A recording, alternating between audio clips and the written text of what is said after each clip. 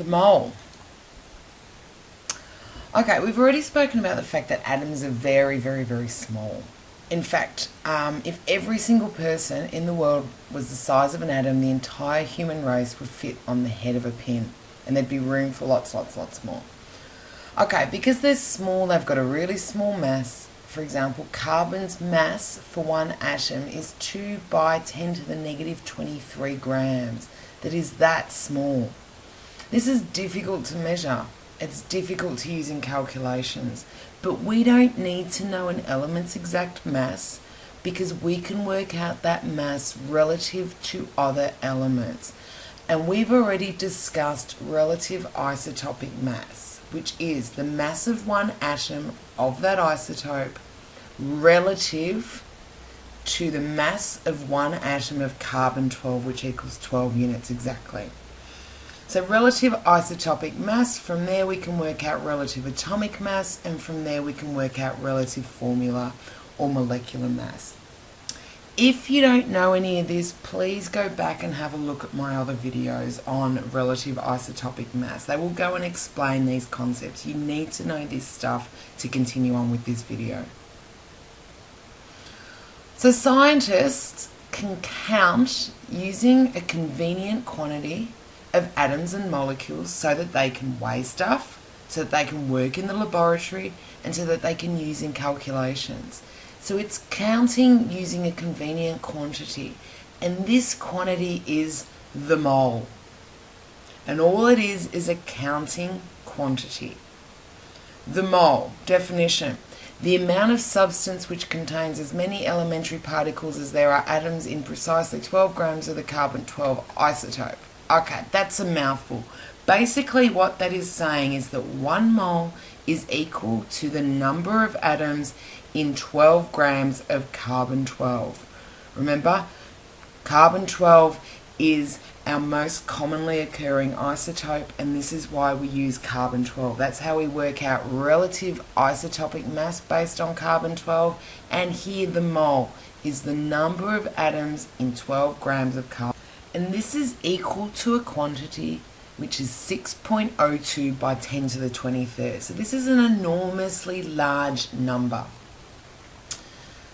So the same way that eggs are counted in dozens, where 1 dozen equals 12, chemists count in moles, which 1 mole equals 6.02 by 10 to the 23rd. It's just a counting quantity. So, Avogadro's number. Avogadro was the guy that came up with all of this, and he's so famous that he gets his own number that we use all the time. So this number is the number of elementary particles in 1 mole, and it is equal to 6.02 by 10 to the 23rd. So this is Avogadro's constant, or Avogadro's number. 1 mole of particles contains 6.02 by 10 to the 23rd particles. And it doesn't matter what type of particle it is, 1 mole always has 6.02 by 10 to the 23rd of those particles. So, just like 1 dozen eggs equals 12 eggs, 1 mole of eggs would be equal to 6.02 by 10 to the 23rd eggs. That's a lot of eggs. Let's have a look at this. 1 mole of dogs equals 6.02 by 10 to the 23rd dogs. 1 mole of elephants equals 6.02 by 10 to the 23rd elephants. 1 mole of ants equals 6.02 by 10 to the 23rd ants. A mole of ducks. A mole of ducks contains 6.02 by 10 to the 23rd ducks. So it doesn't matter what we are dealing in, 1 mole of substance, whether it's a chemical, whether it's an ant, whether it's a fly, will always have 6.02 by 10 to the 23rd of that particle.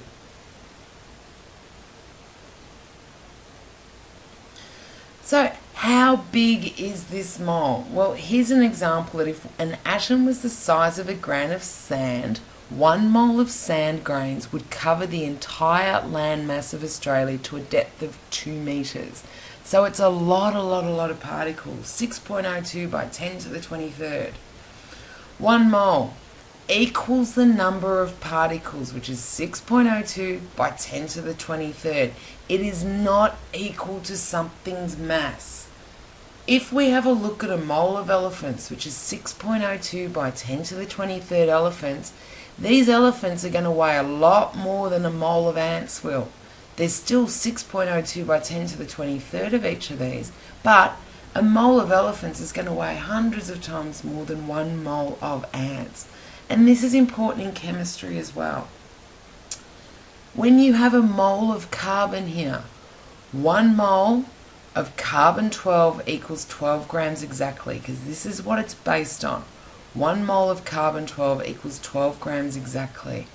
Based on relative mass, 1 mole of copper then is going to weigh 63.5 grams, because copper is a much bigger atom. It has a higher relative atomic mass than copper does.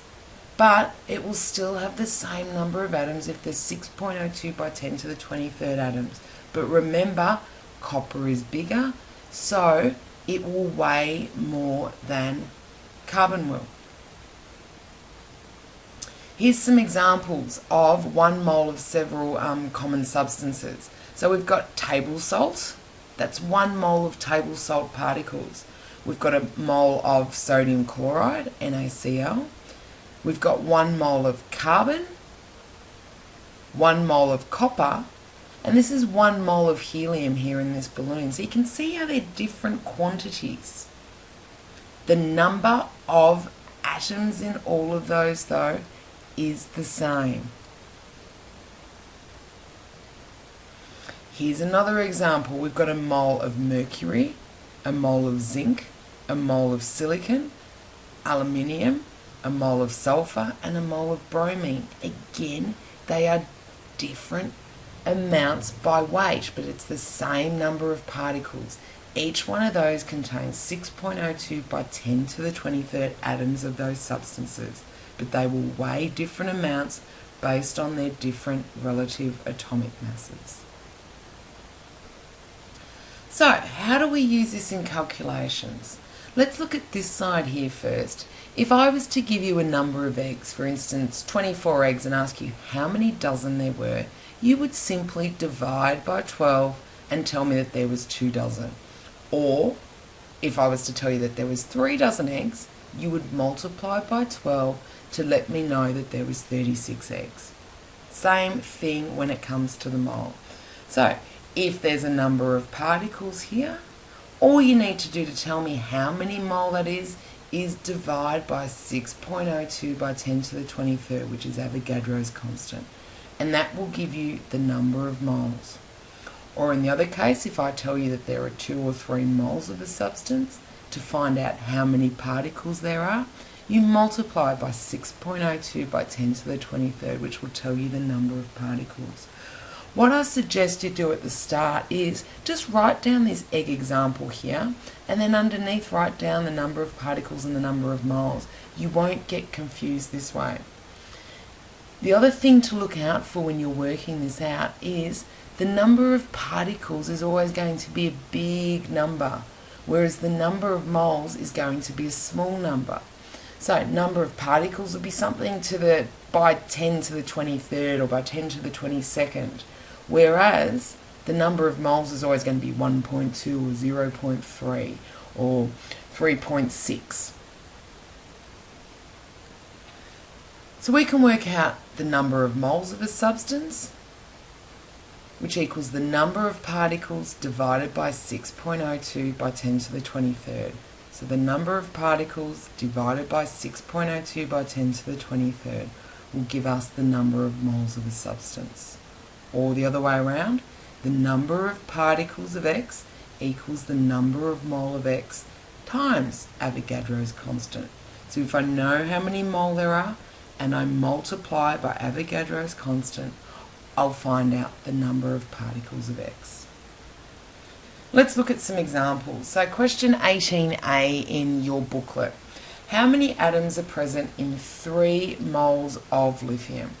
So each mole of lithium has to contain 6.02 by 10 to the 23rd atoms of lithium.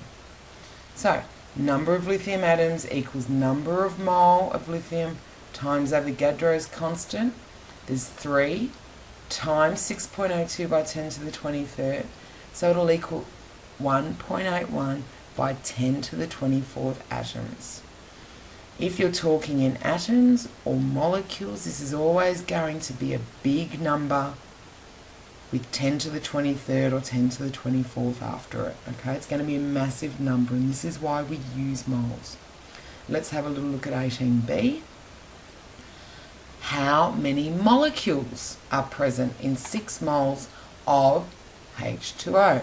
Remember, 1 mole of H2O will contain 6.02 by 10 to the 23rd molecules of H2O. So we can work it out. Number of H2O molecules equals the number of mole of H2O times Avogadro's number, which is 6 times 6.02 by 10 to the 23rd, and that equals 3.61 by 10 to the 24th molecules of water. Each mole of water contains 6.02 by 10 to the 23rd molecules of H2O. Let's have a look at 18c. How many moles of carbon dioxide in 1.806 by 10 to the 24th molecules of carbon dioxide?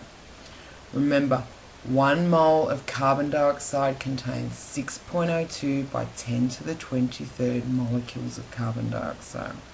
So we can work out the number of moles of carbon dioxide by the number of molecules divided by Avogadro's number. So it's 1.806 by 10 to the 24th divided by Avogadro's constant, and that tells us that there's 3 moles. In other words, 3 times 6.02 by 10 to the 23rd molecules of carbon dioxide.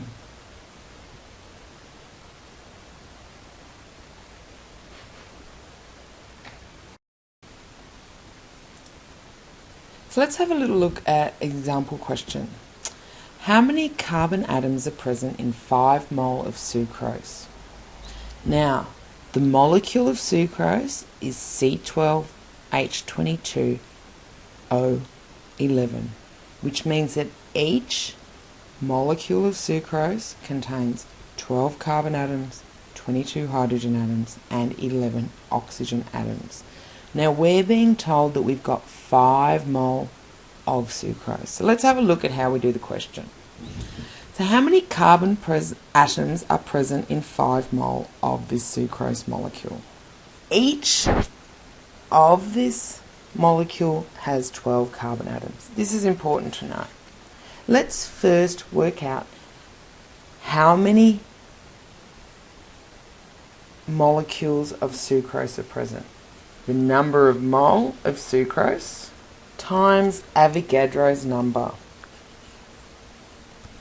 which equals 5, we're told here, 5 mole times, and we need to remember that Avogadro's is 6.02 by 10 to the 23rd. So that equals 3.0 by 10 to the 21st molecules of sucrose.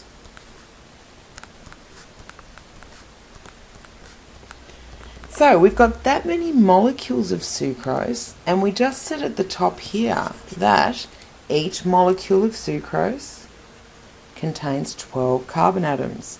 So if 1 molecule of sucrose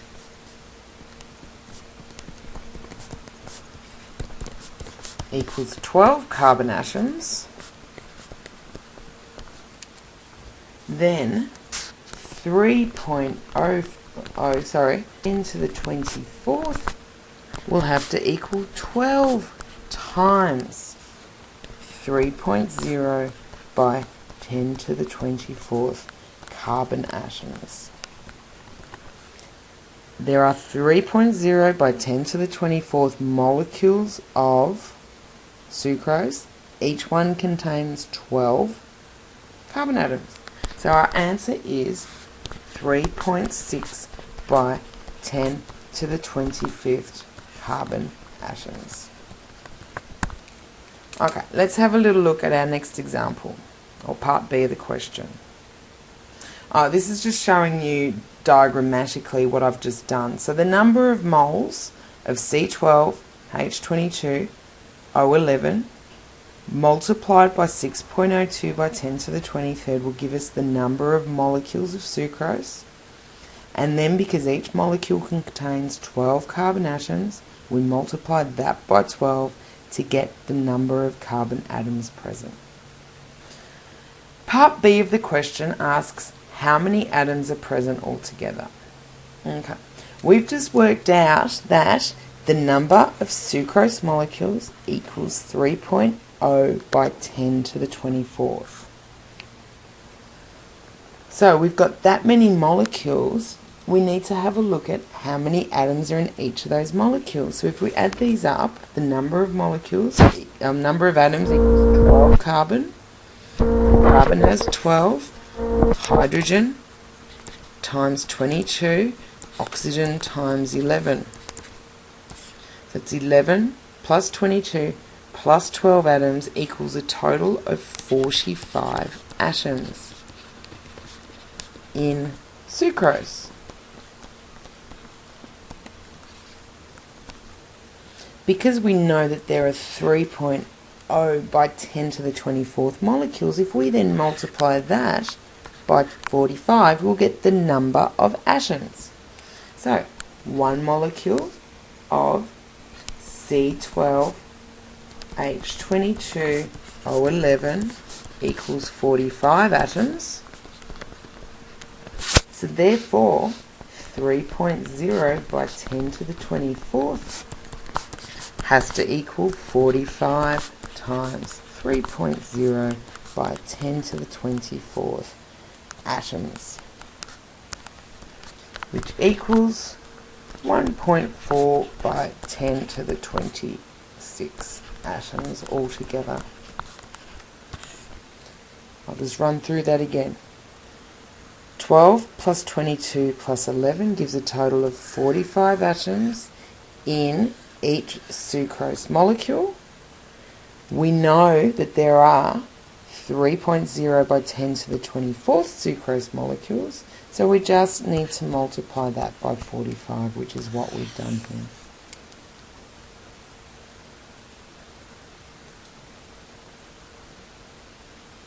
And again, step by step, the number of moles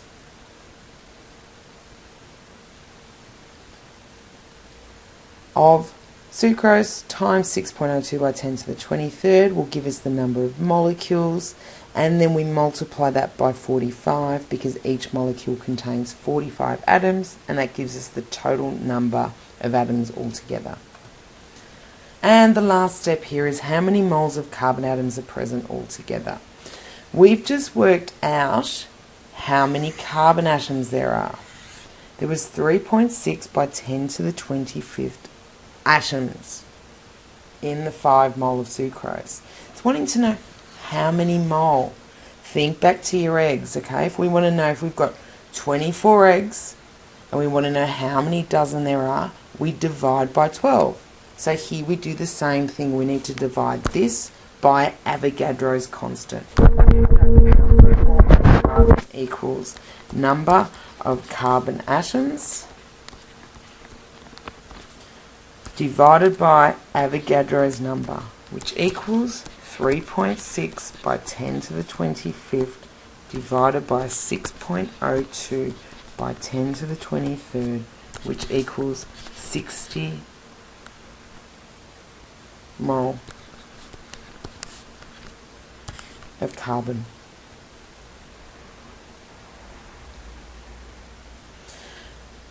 So going this way, this is just a summary of what we've just done. We've known the number of moles of sucrose. If we multiply that by 45, it'll give us the number of moles of all the atoms. And we can multiply individually so that there's 12 carbons. So if we times that by 12, we'll get the number of carbon atoms. Or there's 22 hydrogens. So if we multiply by 22, we work out the number of hydrogen atoms. Or again, there's 11 oxygen, so we just multiply by 11 to work out the number of moles of oxygen. So you should be able to finish those question 18 questions in your booklet, and also go on to chapter 4 with questions 5 to 8. What I'm going to do is I'm going to put the work solutions to the rest of the questions in the booklet for questions 18. If you're having problems, have a look at those work solutions. Otherwise, you can stop watching this video now and get on with those questions. Okay, so question 18C. How many moles of carbon dioxide in 1.806 by 10 to the 24th molecule? And what do we know? We know that the number of molecules here is 1.806 by 10 to the 24th. So the number of mole of carbon dioxide equals the number of molecules divided by Avogadro's constant, which equals 1.806 by 10 to the 24th divided by 6.02 by 10 to the 23rd, which equals 3 mole. Okay? How many moles? 3 mole. That's what we're looking for. Next question. Calculate the number of oxygen atoms. Okay, as soon as you see that, you know it's going to be a big number. In 1.5 mole of O2. Okay. Number of mole of oxygen times Avogadro's number. Okay. We need to then times this by 2 because there are 2 atoms in each oxygen atom. So the easiest way, or another way of doing it, is work out the number of molecules first. So the number of molecules will equal the number of mole, which will equal 1.5 times 6.02 by 10 to the 23rd, which equals 9.03 by 10 to the 23rd molecules of oxygen. Okay, this is where we need to look at the fact that each oxygen equals 2 times oxygen atoms. So, to find out the number of oxygen atoms, we need to multiply this by 2. 1 oxygen molecule equals 2 oxygen atoms. So 9.0 by 10 to the 23rd is going to equal 2 times 9.03 by 10 to the 23rd O atoms, which equals 1.806 by 10 to the 24th oxygen atoms. This is 2 times the amount of oxygen molecules.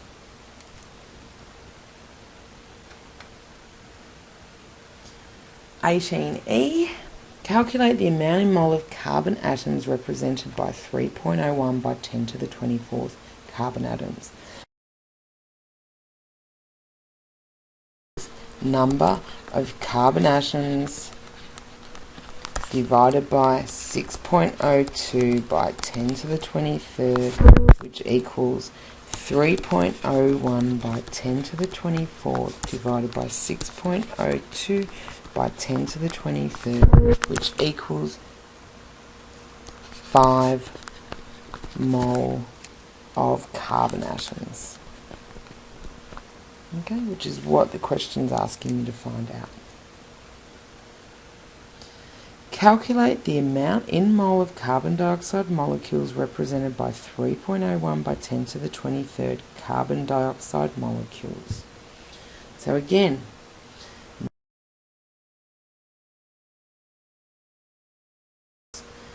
number of CO2 molecules divided by Avogadro's constant, which equals 3.01 by 10 to the 23rd molecules divided by 6.02 by 10 to the 23rd equals 0.5 mole.